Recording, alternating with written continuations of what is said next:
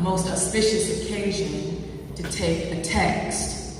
That text is from the book of Acts, Luke's Acts, the 16th chapter, beginning at the 25th verse. This morning, as we consider together, again, the legacy of the Reverend Dr. Martin Luther King Jr., a son of the Black Baptist Church, one whose legacy I stand within, as I count myself a daughter of the prophetic Black church tradition. I'll be reading from the New Revised Standard Version of the text. Hear ye now the words found in Acts, the 16th chapter. About midnight, Paul and Silas were praying and singing hymns to God, and the prisoners were listening to them.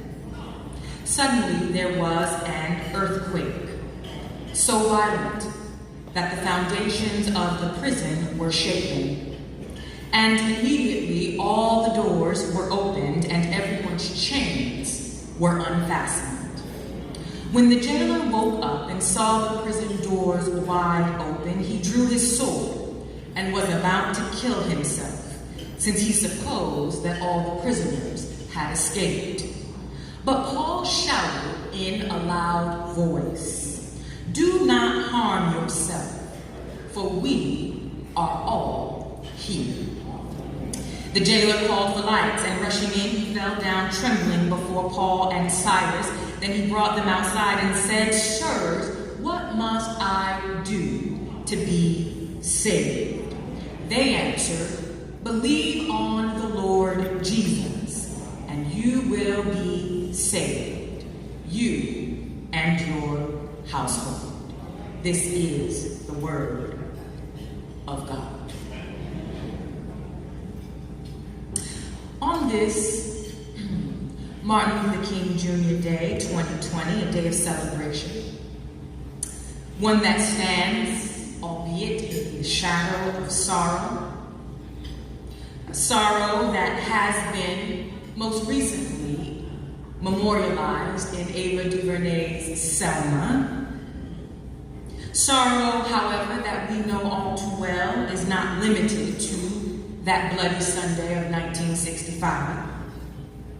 On this day, when we celebrate the life and the love of a preacher king, I dare say, the greatest freedom fighter of the 20th century, who, lest we forget, amidst the praise and the shouts of acclamation that proceed on this morning, as we celebrate this life and this love and this legacy of a preacher king who was shot down like a dog on a Memphis balcony, according to the logics of white supremacy, the logics of white Christian nationalism that since the dawn of modernity dare to objectify blackness as savage, as bestial, logics shewed in the ignorant rhetoric of even the 45th resident of the White House.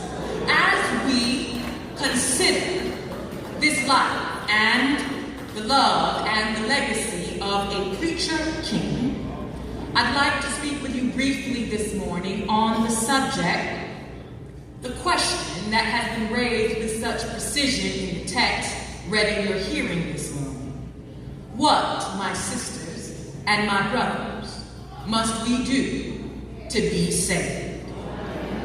For as much as we may tout our salvation status on Sunday mornings, I'm saved. She ain't saved. To be saved connotes an element of safety. It connotes a rank of well-being that defies the realities of poor people of all colors and of black and brown people who are disproportionately numbered among the poor. King knew better than most that there is an irrevocable connection between salvation and safety. There is a strand of continuity between, that is, our spiritual aspiration, I'm saved, and our social condition, are you safe? In the words of James Hal Cohen, the father of Black theology, King's public ministry was shaped by the truth claim that you cannot be about the business, preachers, of saving souls if you will not be about the business, preachers, of saving bodies.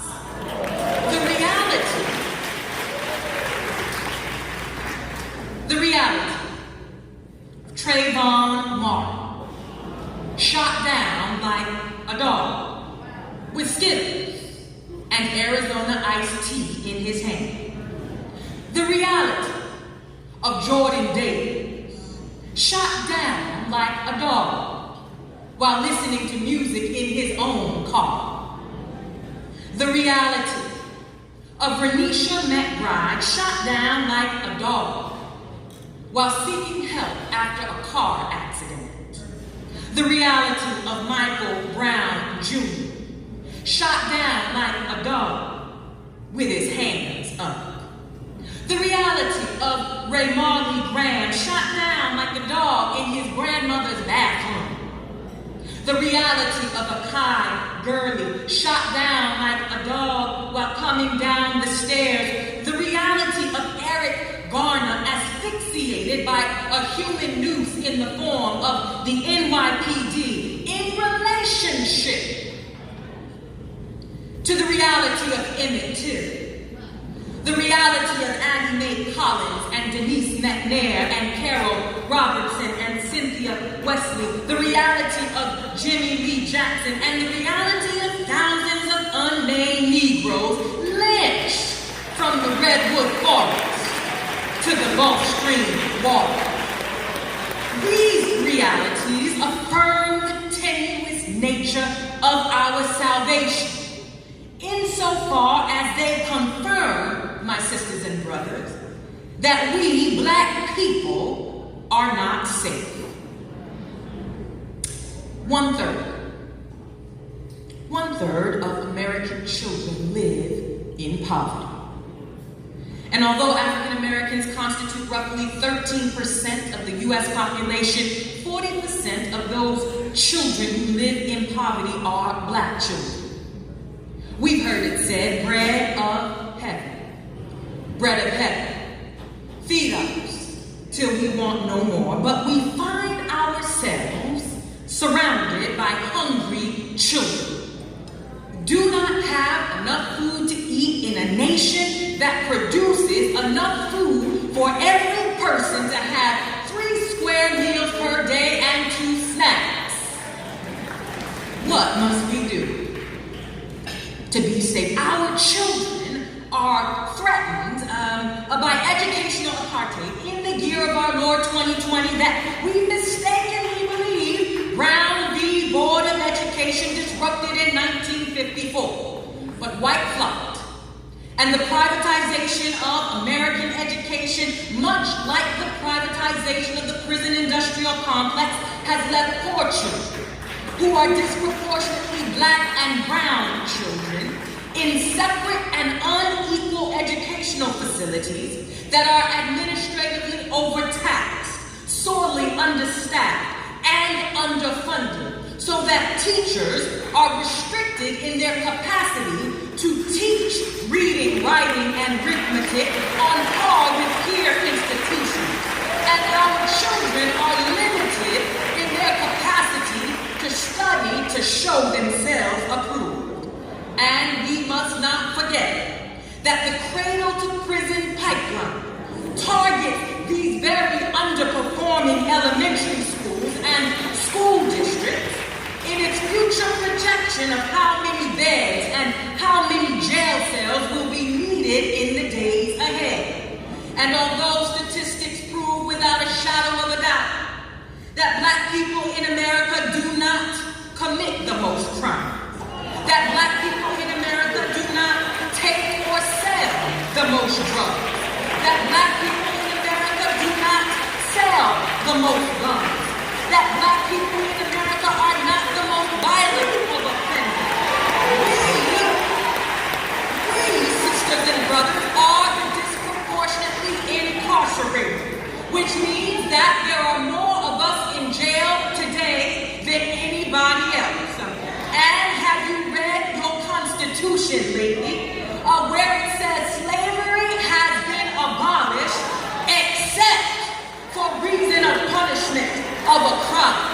The elders used to say, before I be a slave, I be buried in my grave. But the fact of the matter is that there are more black people in jail today than were enslaved in the 1860s.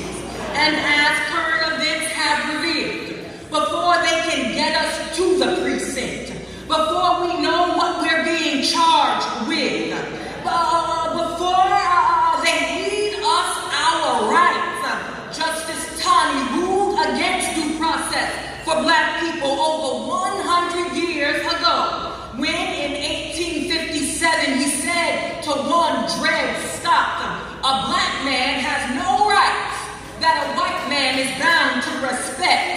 Before they read us our rights, we can be shot down like dogs in the street. Hands up, don't shoot. We can be asphyxiated in our own neighborhoods, in front of the corner store. I can't breathe. We can be strung up with a garbage bag. I am Sandra Bland, and the world will be told that we killed ourselves. You can say what you want to say, St. Petersburg, but old Billie Holiday said it best. Black bodies swinging in the southern breeze, strange fruit hanging from the poplar tree. And when you compound the realities of our time, when you add it all up, when you put it all together, that our children, maybe not your children, but our children, are hungry when they go to unequal schools that have been targeted by the evil machinations of a prison industrial complex that, based on statistics, has already incarcerated many of their loved ones, while living in communities where black lives do not matter, such that walking home from the store could cost them their life, such that going to church on Sunday could cost them their life, such that sitting home on your couch eating vanilla ice cream could cost you your life. It's midnight in America, and even as some would opine, the advent of a post-racial society based on the facade of integration and the anti-black project of multicultural diversification. It's midnight in America, and I am prompted by the legacy of Martin King to inquire of the Lord at midnight, what must we do? What must we do to be saved? Well, I'm so glad. I'm so glad that our text this morning tells us that it was, Pastor Houston, about midnight. It was about midnight when Paul and Silas found themselves locked up by the circumstances of life. I'm so glad that those young people who went to jail in Birmingham, Alabama, who went to jail in Albany, Georgia, who went to jail like Paul and Silas in Greensboro, North Carolina, we find Paul and Silas like them praying and singing hymns to God. Oh, I can hear them now. Ain't it, they said. Turn me around.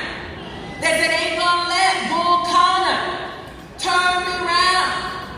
I'm gonna say, ain't gonna let Donald Trump turn me around. Ain't gonna let no racist, no sexist, no bigot turn me around. I can hear them singing now over my head. I hear music in the air.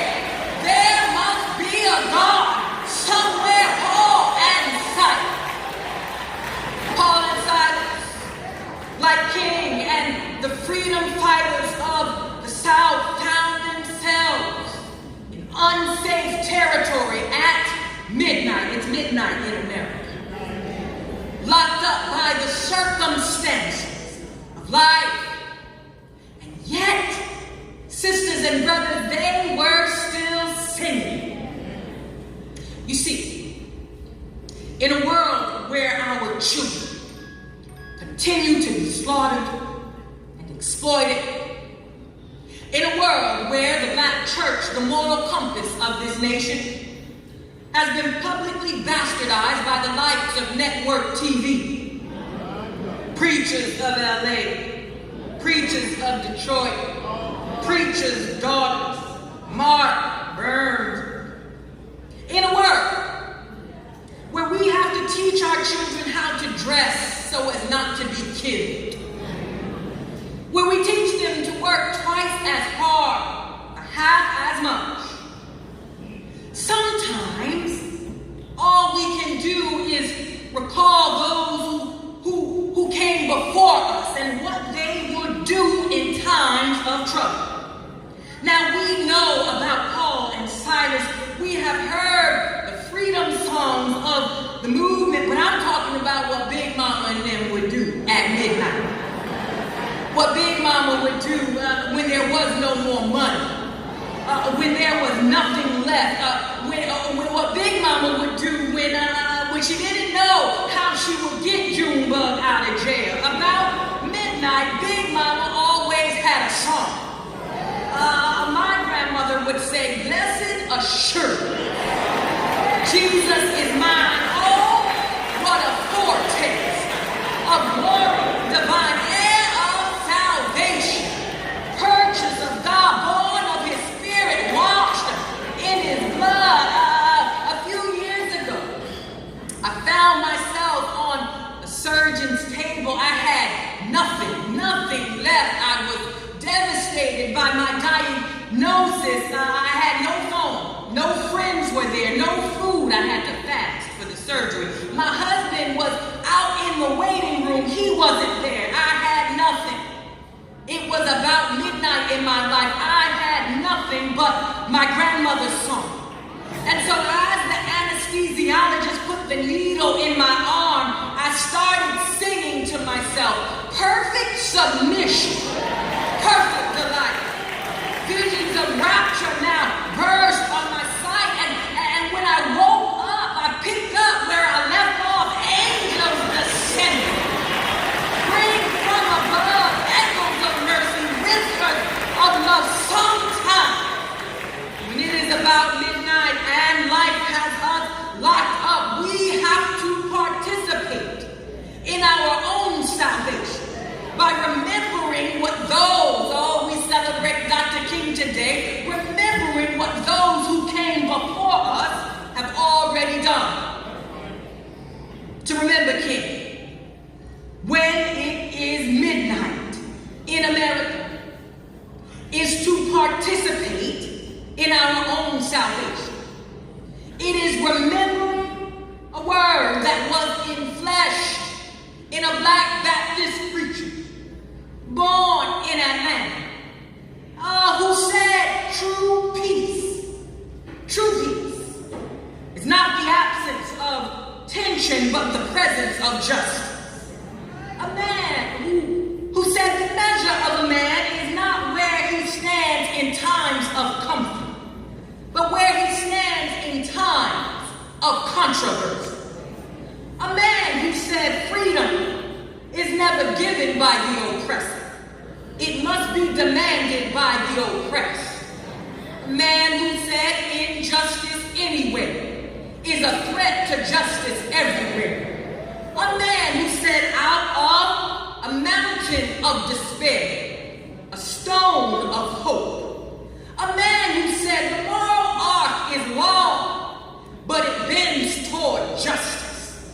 A man who told us the day before he died, I may not get there with you, but I have seen the promised land. While Paul and Silas were praying and singing hymns to God, the text goes on to say that suddenly there was an earthquake. And it was in the earthquake that their chains were unfastened, that their freedom was in fact secure. In other words, the great apostle and his number 2 survived an earthquake, and it was in the earthquake, not after the earthquake, but in the earthquake that their release manifested itself. The doors were opened and every chain was unfastened. After the earthquake, Paul shouted with a loud voice, "We are still here." So while we are still here, so while we remember those who came before us, elevated, who said we who believe in freedom cannot rest until it comes. While we remember Rosa Parks, who looked that bus driver in the face on one December and said, "Not today, Satan."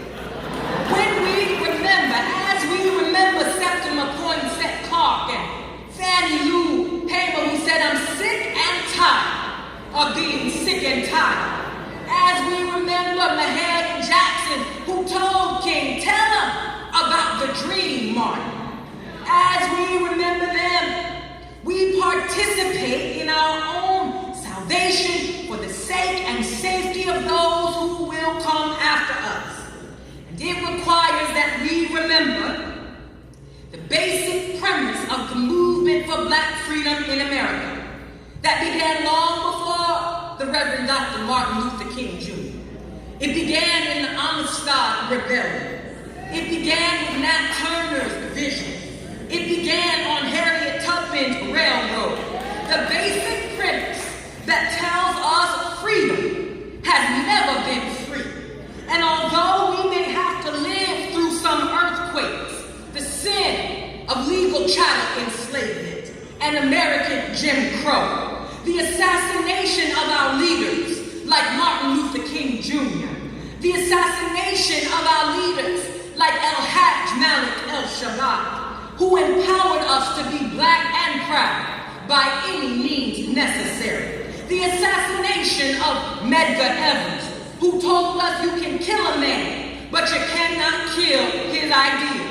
We may have to live through some earthquakes right here in St. Petersburg, earthquakes in New York, earthquakes in Ferguson, earthquakes in Alabama, earthquakes in Texas, earthquakes in Connecticut. But the Bible says that after the earthquake, Paul shouted with a loud voice, "We are still here."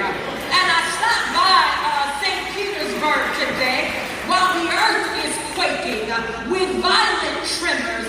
There are wars and rumors of wars. I stopped by to tell somebody that when it's all over after the earthquake, we won't look like what we've been through. Y'all look good. Somebody here though was on their sick bed, but God came to you in a dream and told you to pick up your mat and walk, and now you don't look like what you've been through. Somebody was dead, should have been dead, and in the grave. Maybe you were strung out before you joined the National Council of Negro Women. Maybe you had been turned out or tossed out. You thought that you should have been stinking in somebody's tomb. But after a few days, God said, "Loose her and let her go."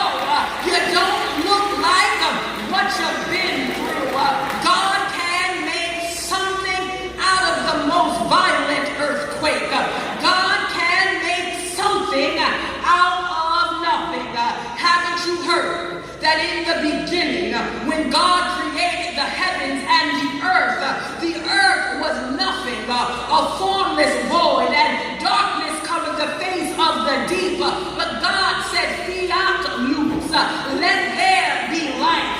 God can make something out of nothing. So although we have to live through some earthquakes, some emotional earthquakes, physical earthquakes, political earthquakes that threaten to destroy us and our children, I'm here to tell you, if you hold on, if you keep the faith, if you fight on, when it's all said and done, you won't look like what you've been through. All across the nation, they whipped us in the field, they stripped us on the auction block, they hung us from the poplar trees, but thank God, we don't look like, I don't know about you, but I don't look like what I've been through. And like Paul and Silas, we can say we are still here. The kids would say, we don't die, we multiply. We are still here. We are still here.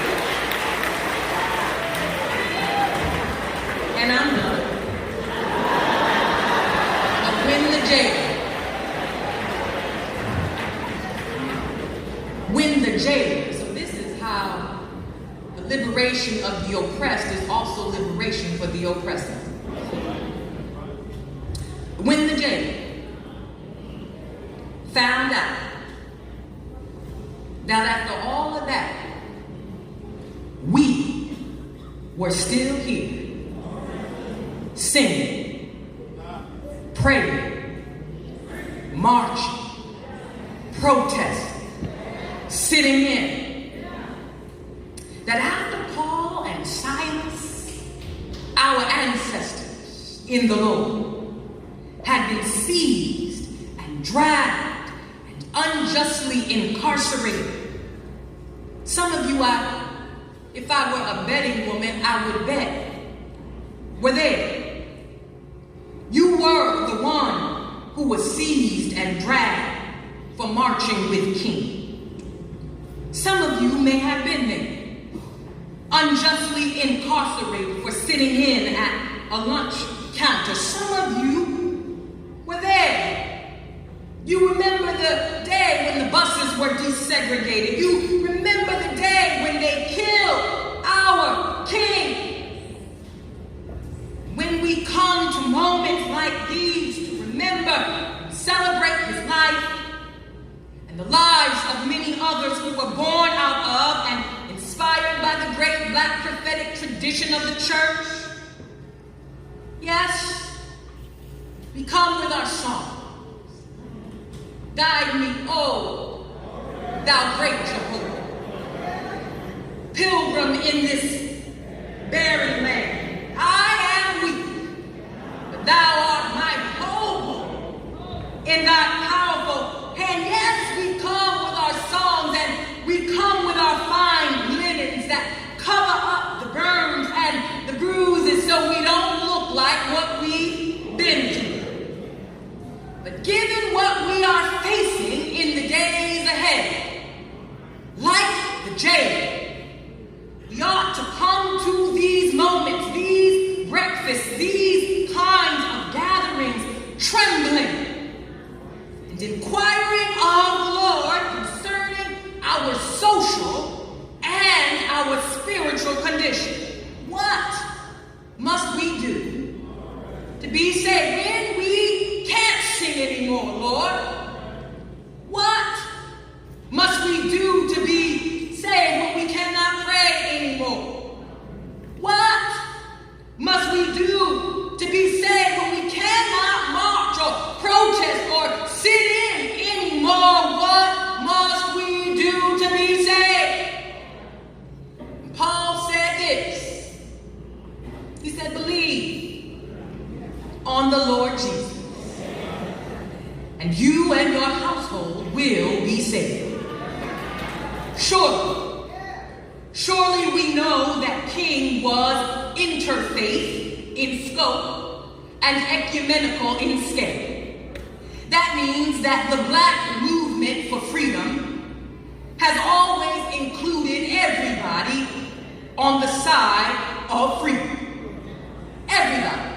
Christian, Jewish, Muslim, may peace be upon the prophet. Hindu, Buddhist, atheist, agnostic, pantheist, red, yellow, black, white, male, female, skinny, fat, light skin, dark skin, gay, straight. The movement has always included anybody who's been on the side of freedom.